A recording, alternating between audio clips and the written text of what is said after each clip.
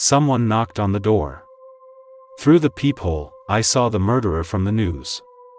Opening the door, I excitedly hugged him and said, "Uncle, you're finally here." An hour ago, I had just learned his name and knew what his arrival meant. But I greeted him like a visiting friend, enthusiastically pulling him to sit on the sofa.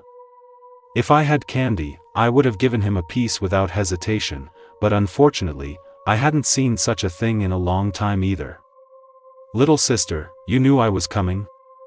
Compared to his news photo, he had more stubble, and his hair was messy. His originally simple and kind face was now clouded with a grimness, as cold as an iron plate. It was this man named Gary who, last night, had slaughtered the neighboring family of 6, not even sparing the baby in its swaddling clothes. I told him that when my mom saw the news this morning, she looked like she'd lost her soul, pacing around the coffee table countless times, saying, "It's over, he'll definitely come for me." The gloomy man muttered, "So Lily is your mother. I didn't expect it to be on the news so quickly. It looks like she must have hidden."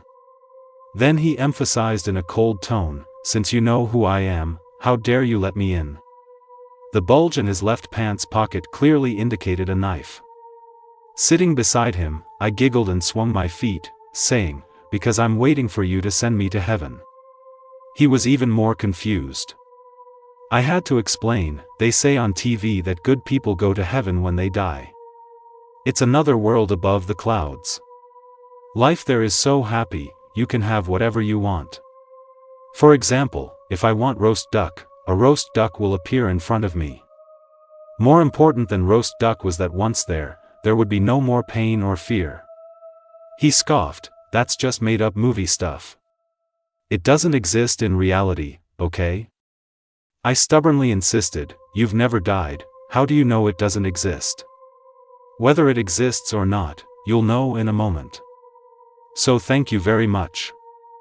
I don't think I'm bad, I should be able to go to heaven, right? How old are you? Haven't you been to school?"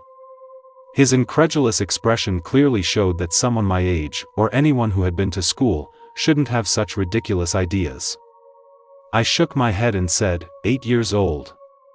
My mom said that for a good-for-nothing like me, going to school is a waste of resources. When I get a little older, she'll sell me to a brothel to be a prostitute. Uncle, are brothels fun? And what do prostitutes do? It's better if you don't know. His gaze slid from the ladybug-like cigarette burns on the back of my hand to my lower legs, which were covered in a web of red, swollen welts. I subconsciously pulled my skirt down a little. For a long time, neither of us spoke again. If I were you, I'd stab her while she's asleep. Suddenly, he broke the silence, his ashen face grim and frightening. "But I don't dare. Your mom's right, you really are a good-for-nothing. A good-for-nothing like you is just a burden to have around, not even valuable enough to threaten her with." I really wanted to say, "Liar, it's not like that," but the truth was so cruel it left me speechless. Tears welled up in my eyes involuntarily. He grabbed my face and glared at me fiercely. "Listen, I don't have time to pity a good-for-nothing. If you know where your mother went, take me to her." My small shoulders heaved, causing my lips to tremble. Later, she seemed to call Grandma." "Then do you know where your grandma lives?" Only been there once, know a little." "Speak clearly, what do you mean by a little?" He pulled out his knife and scraped it against my face. His bloodshot eyes were filled with the madness befitting a murderer. I burst into tears. On Guanghua Road, in a very tall white building, the roof is round. If I take you there, you should be able to find it, right?" Seeing me nod, he finally let go. "Very good. After I kill your mother, I will grant your wish. Count to 3. If you cry again, I'll cut off your ears first." I quickly covered my ears and tilted my head up, trying to make the tears flow back. Just as he pushed me out the door, we ran into Mrs. Davis from next door, who was returning from grocery shopping. She stared dumbfounded at Gary, the air seeming to freeze instantly. Just as Gary reached into his pocket. "Mrs. Davis spoke first. "Lulu, who is this?" "This is my dad. He's here to pick me up." Wiping away my tears, I grabbed Gary's hand, which was tightly clutching the knife. "Mrs. Davis smiled and said to Gary earnestly, "Things like this child has had a hard life, you must treat her well in the future." Then she told me to wait, ran home quickly, saying she wanted to get me some candy. Ever since my mom said that those nosy people seeing my miserable state would cause her to argue with them and forbade me from going out, I hadn't seen her in a long time. Before Mrs.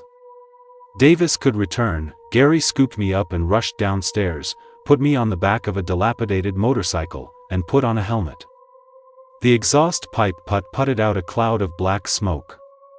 The house that had imprisoned me for as long as I could remember gradually receded behind us, until even the tall signal tower next to the house was hidden by other buildings. Along the way, I was dejected and silent.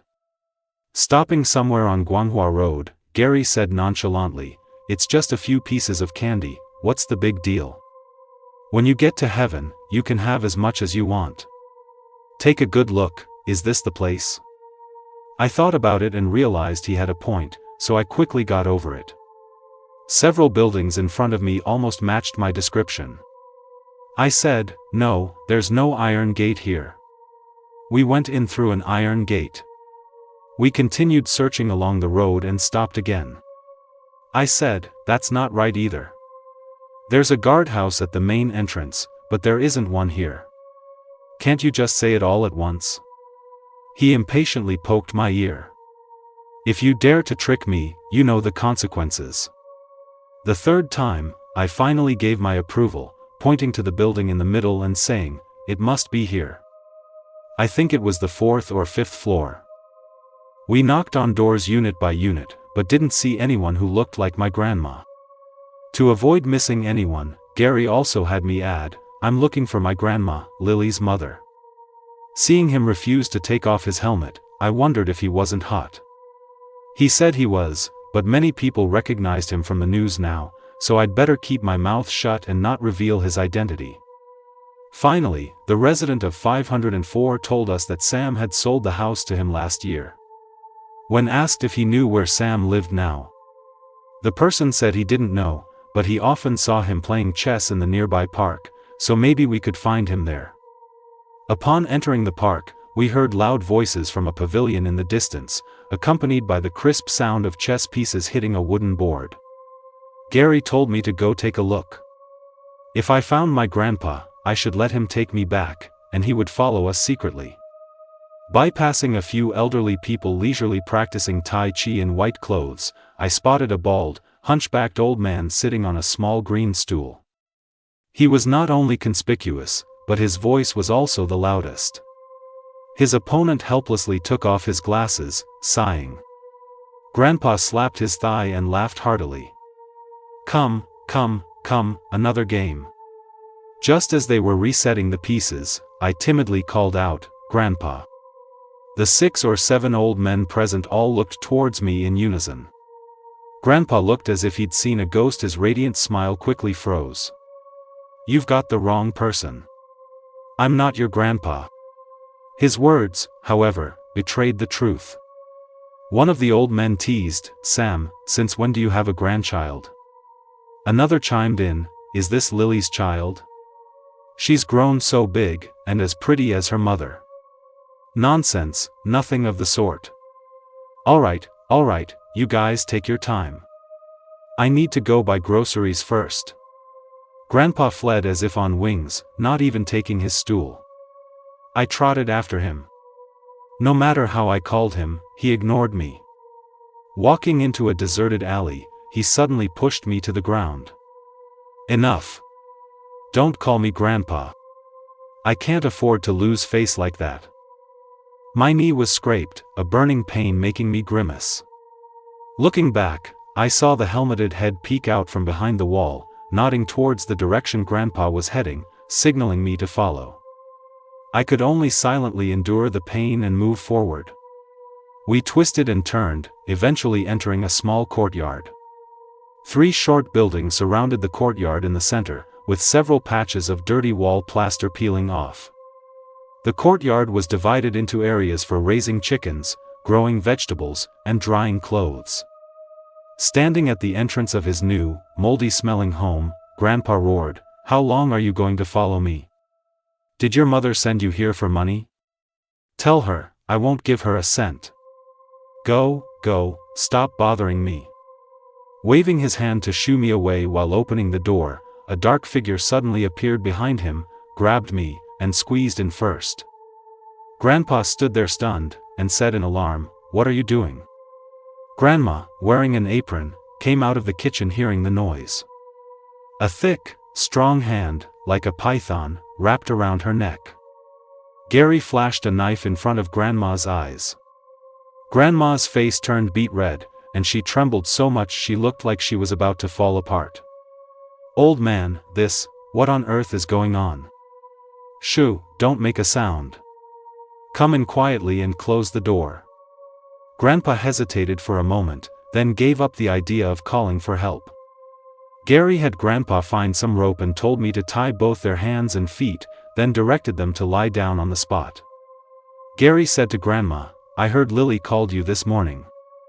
Isn't she here?" Grandpa frowned and quickly answered, "What does her business have to do with us?" Gary slowly squatted down in front of him, covered his mouth, and stabbed him in the calf. Grandpa flinched violently, whimpering in agony, his features contorted in pain. "Old man." Grandma was so anxious she burst into tears. Gary asked Grandpa again, "Think again, does it really have nothing to do with you?" Grandpa panted heavily and nodded desperately. Grandma said that my mom had called her that morning to borrow money, saying she was going out of town for a few days. But Grandpa stopped her, so my mom didn't come here, and she didn't know where she went. Gary pulled out the knife and wiped the blood on Grandpa's pants. Grandma added, "What exactly did she do to offend you? We'll apologize.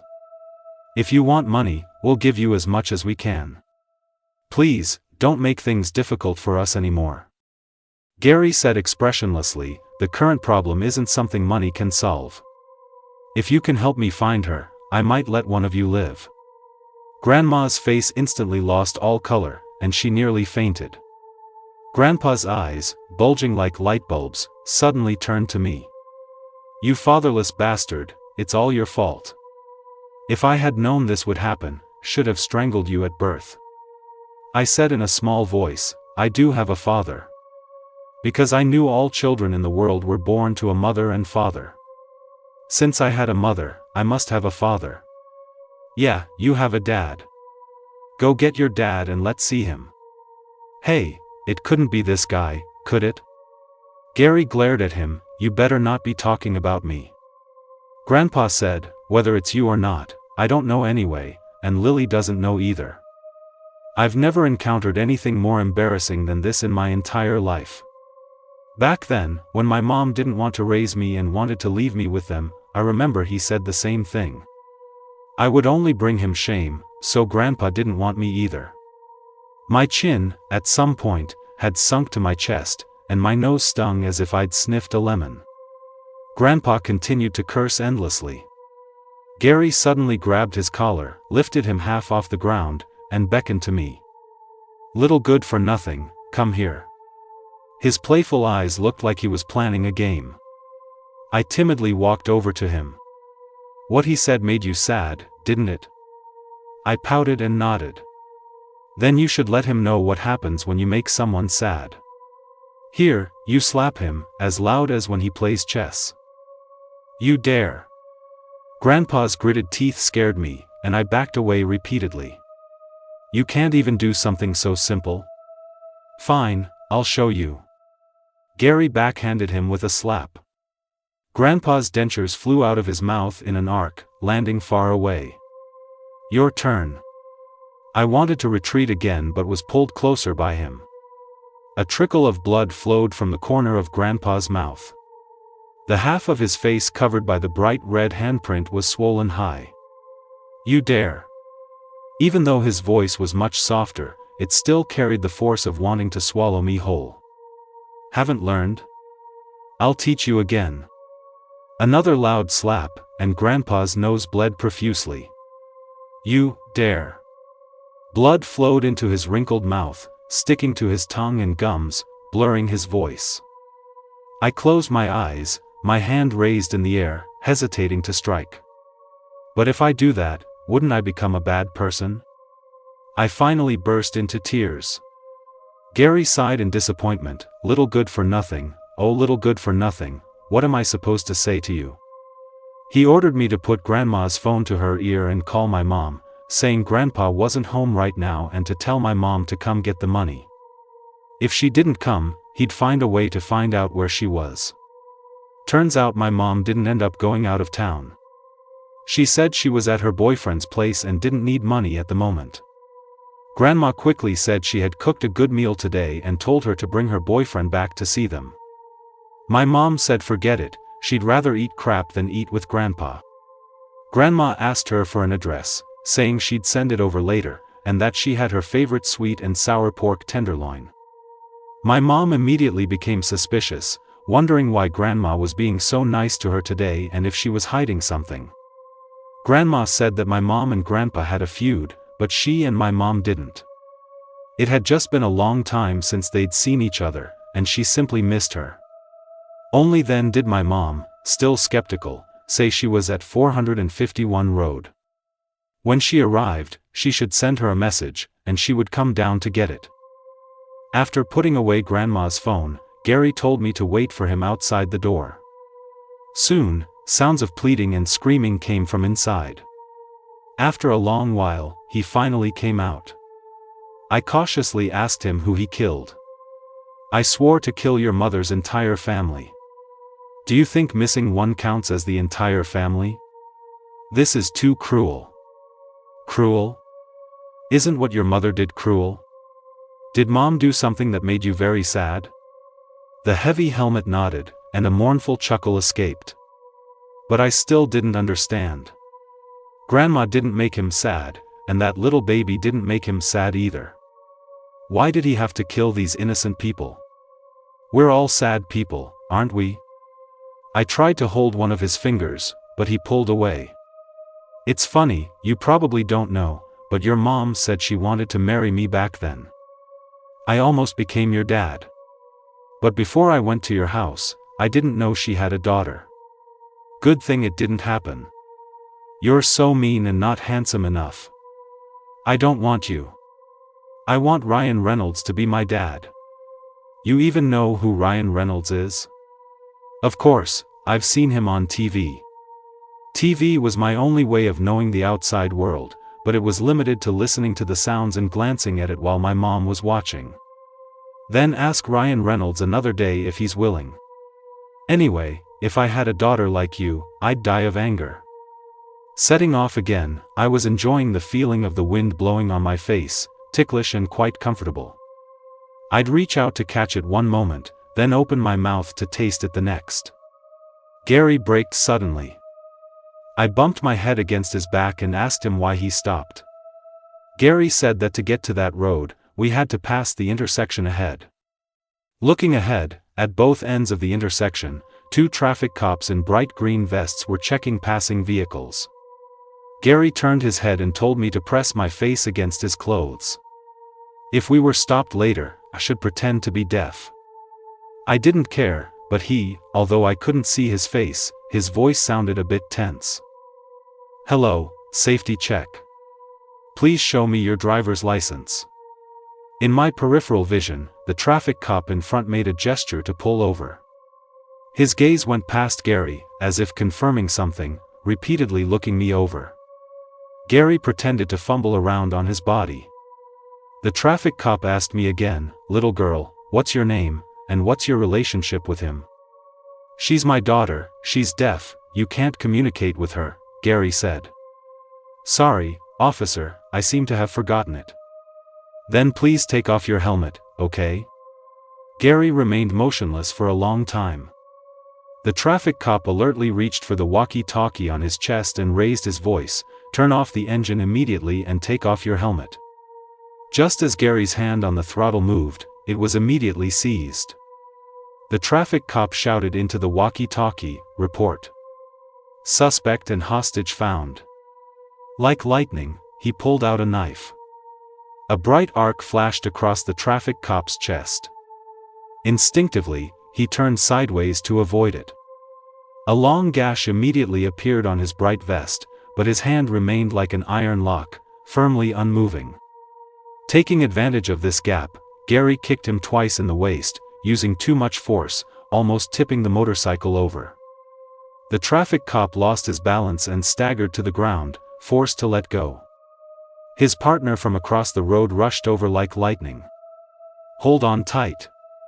Gary righted the motorcycle, twisted the throttle all the way, and with a vroom, the front of the bike lifted high.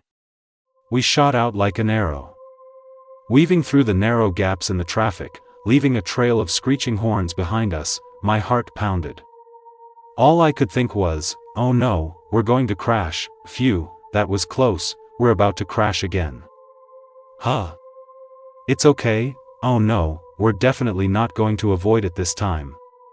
Until he parked the car at a deserted, unfinished building, a strange feeling of my soul returning to my body washed over me. It was quite thrilling. Compared to my inexplicable elation, Gary took off his helmet, already drenched in sweat, his face pale. It must have been her who called the police. Damn it, I should have killed her earlier. He punched the bare concrete wall. Who? The old lady we met when we left your house. She must have seen the news later. If you had killed her, I wouldn't have taken you to find my mom. Didn't you say good people go to heaven when they die? I killed her for her own good.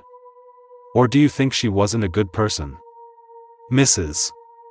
Davis is definitely a good person, I muttered, but I don't think living is that painful. It's okay to go to heaven a little later. Uncle, before you kill me, I want to ride the motorcycle one more time, as fast as just now. Gary sneered, "Do I look like Santa Claus to you?"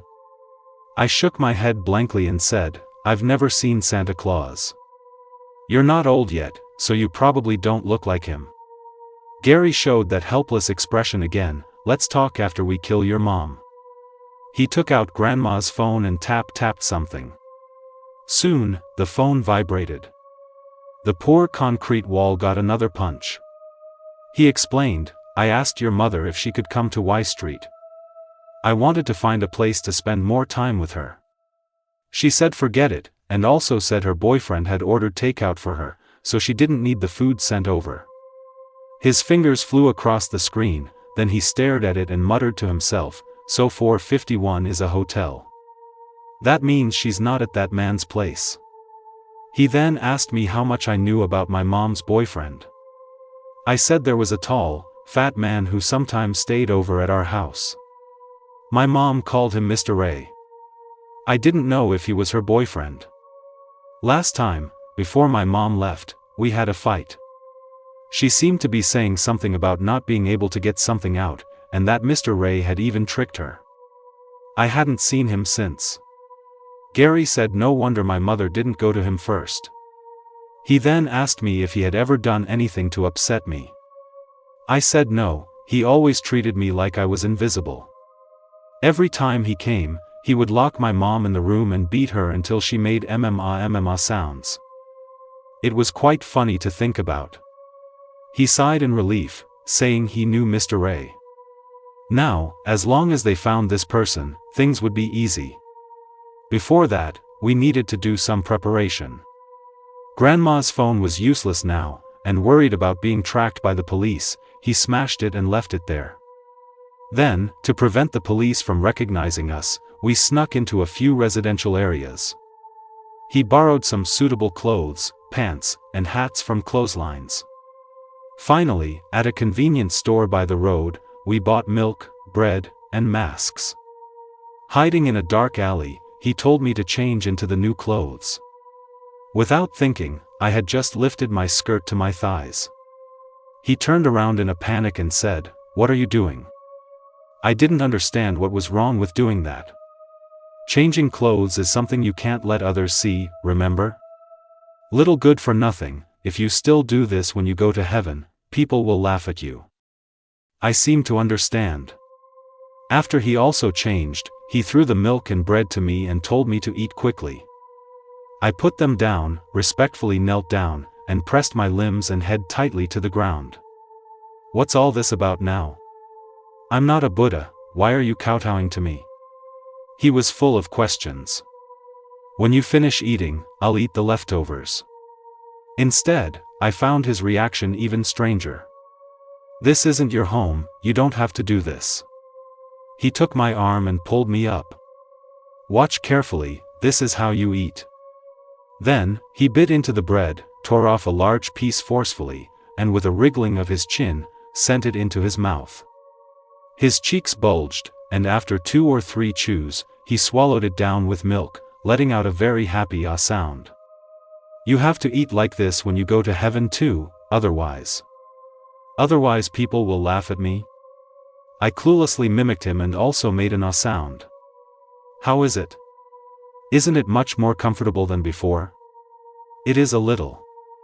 Uncle, what are you laughing at?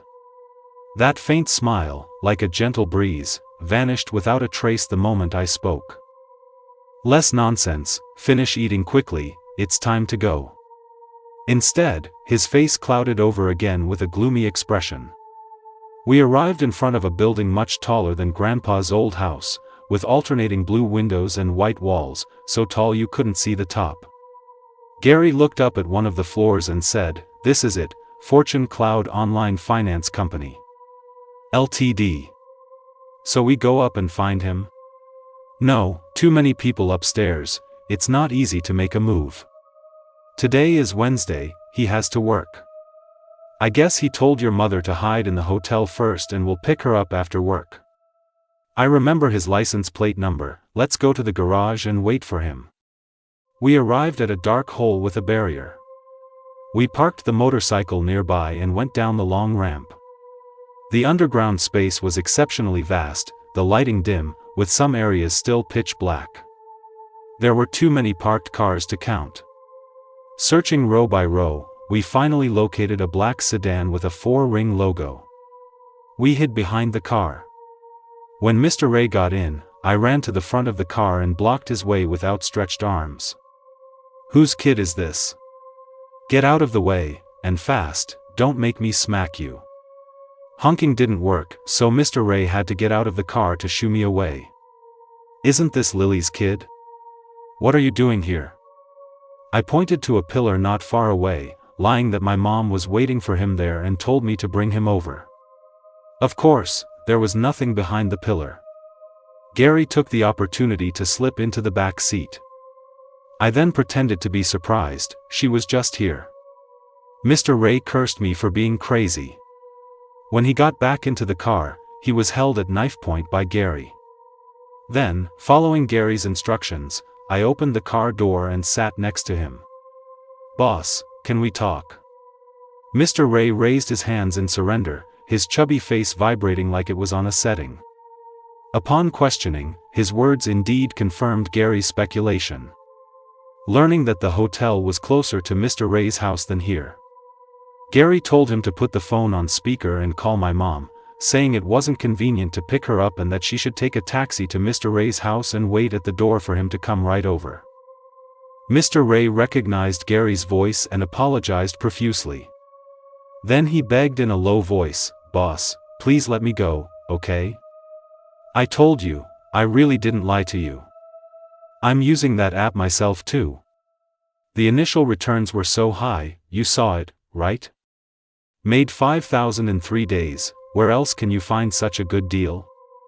Later, the cryptocurrency depreciated, and I couldn't control that either. See, I lost a lot too. Gary, as if ignited, grabbed his tie and said, "Cut the crap." I was out of my mind back then, really thinking that if I invested the money and made $50,000, Lily would marry me. Only later did I realize you two had colluded all along, treating me like a pig to be slaughtered. Those figures you showed me, those screenshots, were all self-directed and self-acted, right? Damn it, What's the use of such high returns if you can't withdraw the money? I worked hard outside for 5 years, couldn't even bear to eat meat, just hoping to save this money to marry a wife. In his rage, his voice trembled. Mr. Ray pursed his lips, not daring to speak further. Following his instructions, he sat up straight and drove home obediently. Before the car even came to a complete stop, Gary, ignoring me, snatched Mr. Ray's phone and rushed towards Unit 705 of Building 4, which Mr. Ray had pointed out.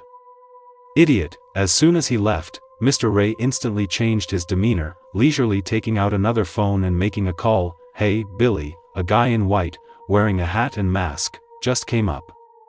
You guys hurry and set up an ambush outside, don't let this kid run away. He straightened his messy tie, then smoothed his hair while looking in the car window, very pleased with himself. This isn't your house? I was stunned. Who said I only have one house? Mr. Ray smirked sinisterly. Come on, let's see if he likes my second house. My pounding heart seemed to indicate that something terrible had happened.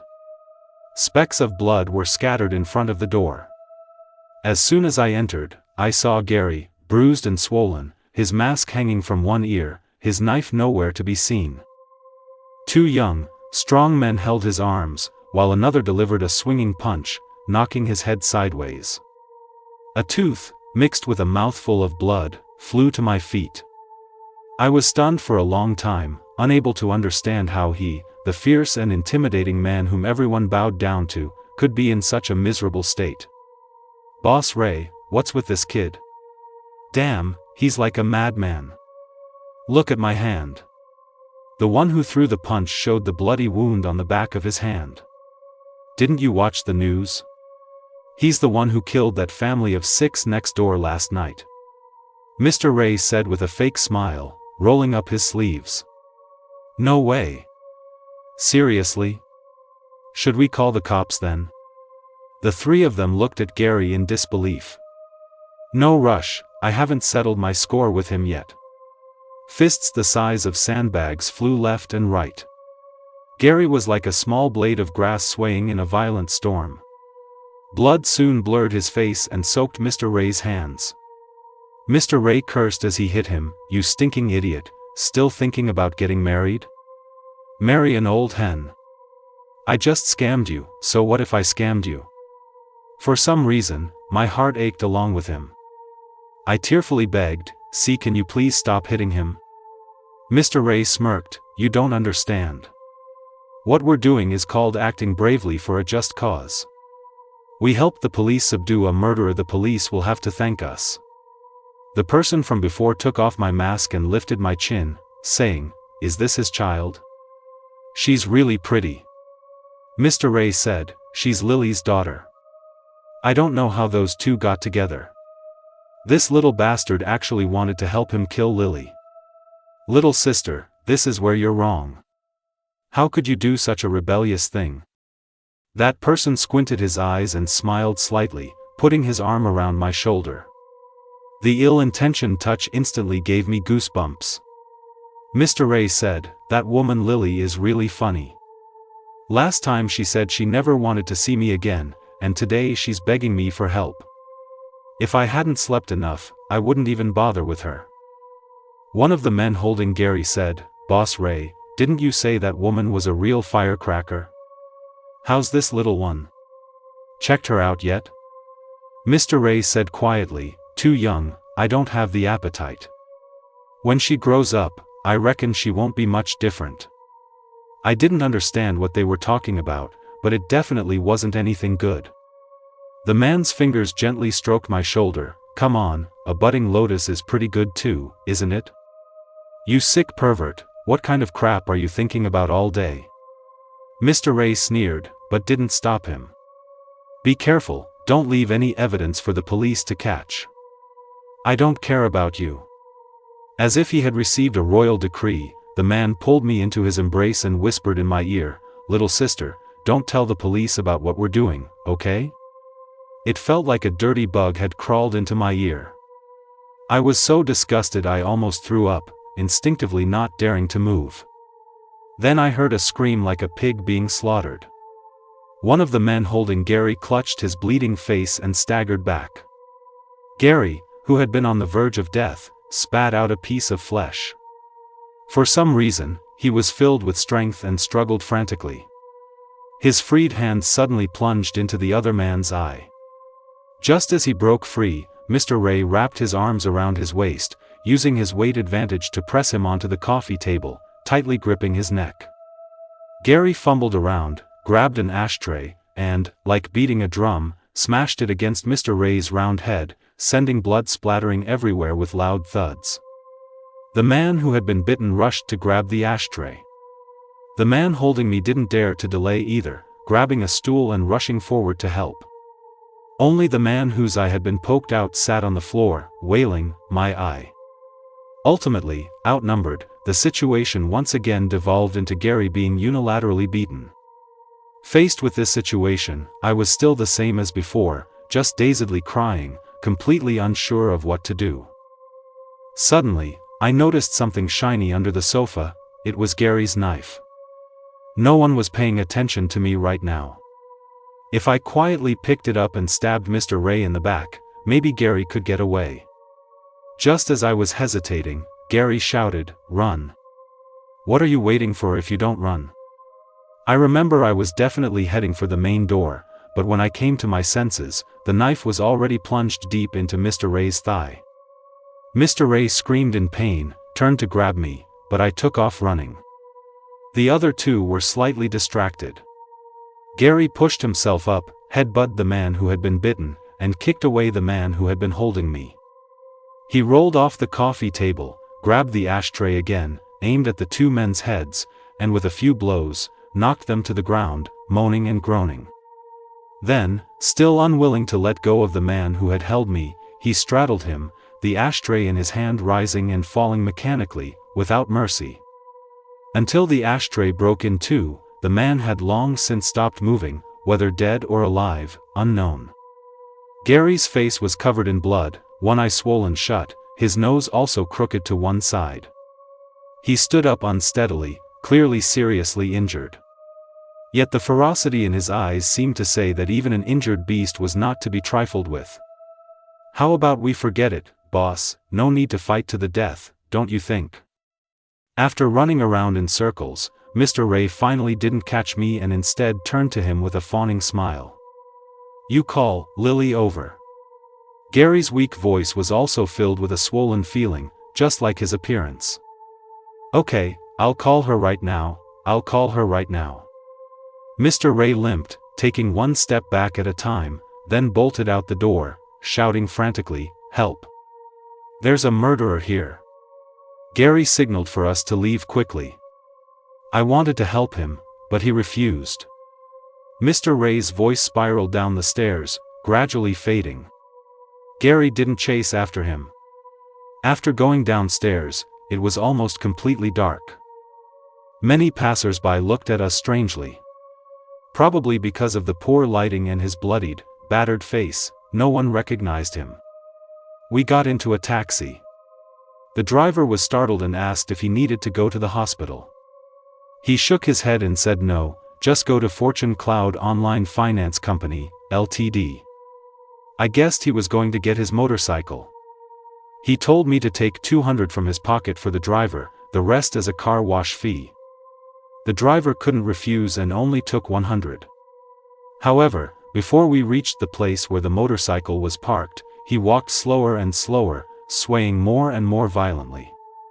Just as I was about to ask him if he needed to rest, he collapsed on the ground and couldn't be woken up, no matter how I called him.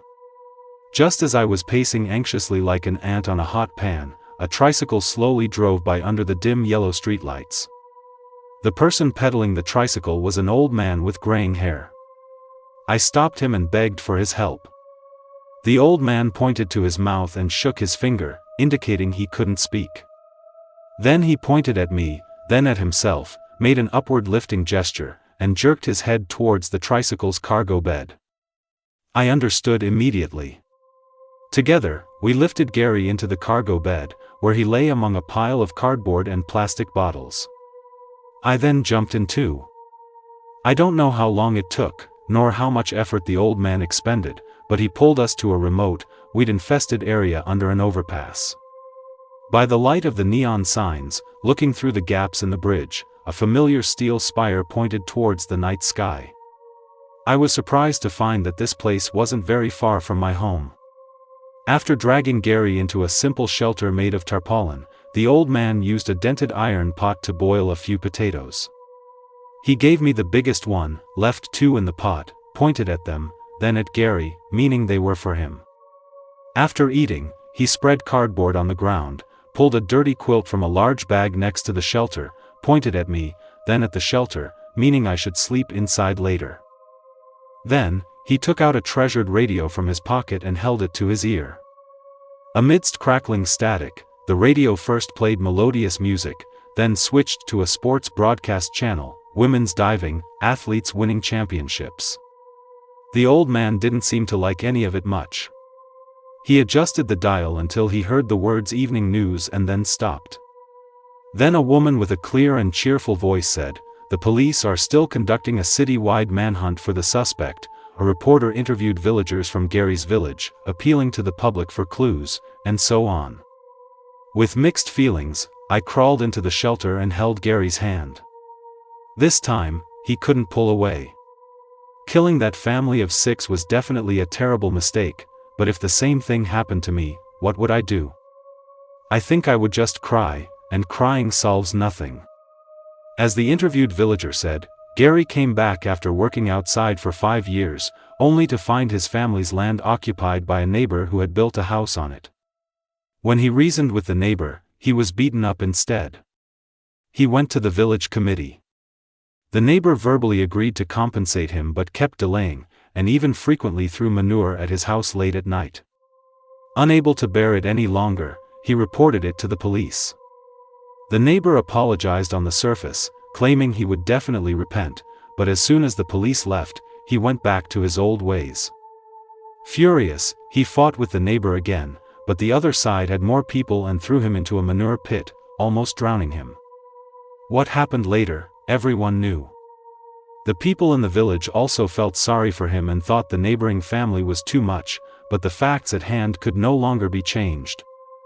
Although I haven't watched much TV, I know that if the police catch him, they will definitely execute him.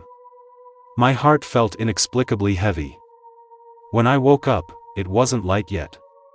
Gary had put his jacket over me and had gone somewhere.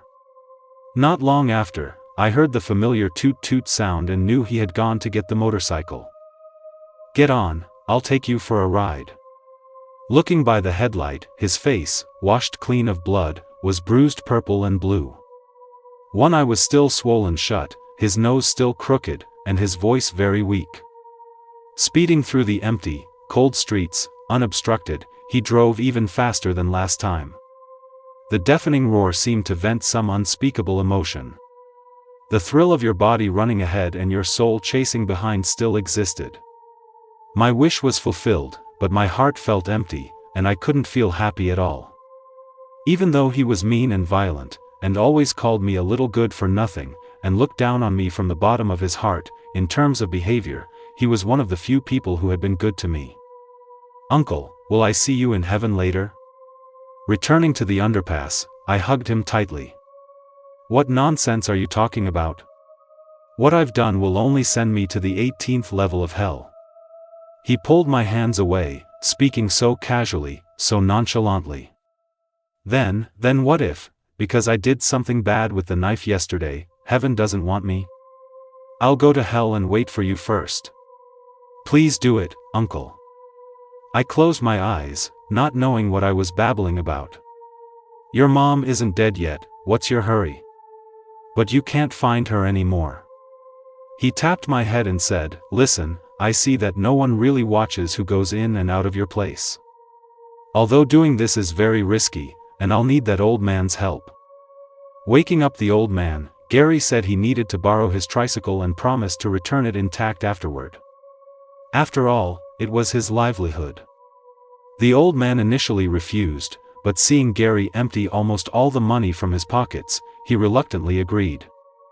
After dawn, he first told me to go to a stationery store to buy the 2 cheapest digital watches, then took me to an intersection. "Take this and hide it well." He handed me the pink one and put on the blue one himself. "Do you know how to check the time at night now?" I pressed the button on the right side of the watch and said, "Like this, it will light up." Although I couldn't read, I could still tell time. "Follow this road down, there's a square. You go play there first. At 12 noon, I'll find someone, preferably an auntie with kids, and ask her to help me find my mom. Then she'll take me to the police." "Very good, it seems you're not entirely useless." Just as I was about to leave, he quickly stopped me, unzipped his pants pocket as if to give me something, then put on a stern face and said, "Forget it." The plan went smoothly. After learning my identity, the police asked with concern if Gary had caused the injuries on my body. They also gave me food and drinks and then asked me many questions. I recounted what happened since I met him, making 2 changes. First, I changed my motive for going with him to, I didn't know he was a murderer, I thought he was my mom's fiancé, and he promised to buy me toys if I helped him find my mom. Second, I changed the scene before we parted to, he told me to think hard about where else my mom could have gone. I really couldn't think of anywhere, so he got very angry and left me. After a while longer, my mom received a notification and rushed to the police station, looking disheveled. She didn't even glance at me, just begged the police to protect her. Just as planned, the police promised to set up surveillance around my house and escort us home. What was not part of the plan was that a young female police officer was assigned to live with us and provide close protection. Given the policewoman's presence, although my mom still didn't look at me kindly, she was unprecedentedly polite to me. Seeing me frequently standing by the window, anxiously looking down. The policewoman kindly comforted me, "Don't worry, little one." Pointing to several cars parked outside the fence and at the entrance of the complex, she said, "See? There are plainclothes police officers in those cars taking turns on duty. And there, as long as he dares to come, I guarantee he'll be cuffed before he even enters the complex." She then gestured in the air, "Even if he grows wings and flies in, I'm still here. I'll give him a punch like this, and then a kick like this, and beat him until he wets his pants." She probably didn't know who I was really worried about. Time ticked by. The policewoman answered a few calls but never left. I figured Gary hadn't been discovered. At night, my mom, for a change, allowed me to sleep in her bed. I stared intently at my watch, not daring to close my eyes. Finally, at 2:55 a.m., I tiptoed out of the room to open the door for Gary, who had promised to arrive at my house in 5 minutes. Before the police surrounded him, he was already lying in the cargo bed of the tricycle, hidden by cardboard and plastic bottles, and pulled into the neighborhood by the old man. For the past 10+ hours, the inconspicuous tricycle had been parked next to the signal tower, along with a pile of discarded building materials, unnoticed by anyone. The old man would drive it away at dawn. What I had been observing through the window was precisely it.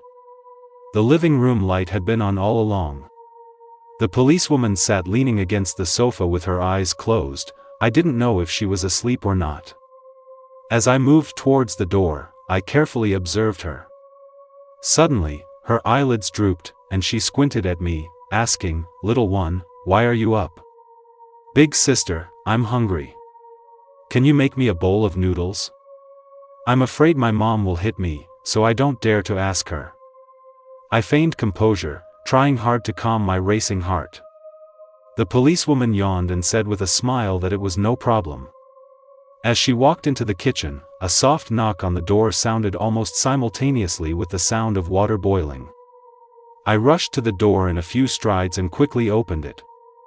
Gary put his finger to his lips, "Shoo." Just as I closed the door, I heard the policewoman shout, "Don't move." In a flash, Gary ducked down, using my body as a shield. A cold, sharp object was immediately pressed against my neck. "Put the gun down, kick it over, quickly. Or I'll kill her right now." His ferocious face left the policewoman no room for negotiation. Okay, don't get agitated first. Let the child go. If you have anything, come at me. I can be a hostage. The policewoman obediently complied. He asked me where my mom was. Then he unzipped his pocket and secretly stuffed a handful of rustling things into my clothes pocket, whispering that it was to compensate me. I pointed to the bedroom diagonally opposite. I gently squeezed what was in my hand. It was candy. While maintaining a semi-squatting position, he held me hostage and moved slowly, warning the policewoman to stay put. What happened? Woken by the commotion outside, my mom poked her head out, sleepy-eyed. The result was that her hair almost stood on end from fright. Gary pushed me away and pounced on the door like a cat. My mom resisted stubbornly. The gap in the door, which hadn't been fully closed, visibly widened. Just as the policewoman retrieved her gun, Gary had already squeezed in and locked the door from the inside. My mom was like a sheep in a tiger's den, wailing helplessly, screaming incessantly. Confirming I was unharmed, the policewoman quickly called for backup. By the time her colleagues swarmed around the bedroom, my mom's voice could no longer be heard. Hey, what did you do to her? Stop your pointless resistance, you can't escape. I'll count to 3. If you don't open the door, we're breaking in. Her colleague tried to communicate with Gary but got no response. 3. 2. She's not dead yet, but she's close. If you dare to come in, she'll really be dead. Gary's voice was very close, as if leaning against the door, even weaker than in the morning. The policewoman said, whatever your demands are, just state them. We will try our best to satisfy you. Please don't do anything foolish again. Can I say a few words to the little good-for-nothing? The group looked at each other, puzzled. Uncle, I'm here. Come out quickly. Weren't you going to send me to heaven? Even though the possibility was minuscule, I still imagined at this moment that he would fulfill his promise. Little good-for-nothing, I believe you will definitely go to heaven, but not now.